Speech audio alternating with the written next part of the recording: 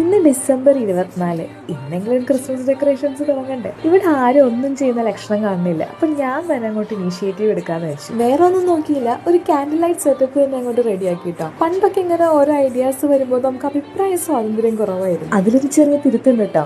അഭിപ്രായ സ്വാതന്ത്ര്യം ഉണ്ടെങ്കിലും അതൊന്നും നടപ്പിലാവാറില്ല എന്നുള്ളതാണ് വാസ്തവം. പക്ഷെ കുറച്ച് തള്ളവൈബായതോടുകൂടി നമ്മുടെ അഭിപ്രായങ്ങൾക്കൊക്കെ ഇപ്പോൾ നല്ല ഡിമാൻഡ് കേട്ടോ. അപ്പോൾ ജോക്കൂട്ടൻ ഉറങ്ങിയ ഗ്യാപ്പ് നോക്കിയാണ് ഞാൻ ഇതൊക്കെ ഒന്ന് സെറ്റ് ചെയ്തെടുത്തത്. അപ്പോൾ ഞാൻ ചെയ്യുന്നത് കണ്ട് പിന്നെ ബാക്കിയുള്ളവർ എൻ്റെ കൂടെ കൂടിയിട്ടോ.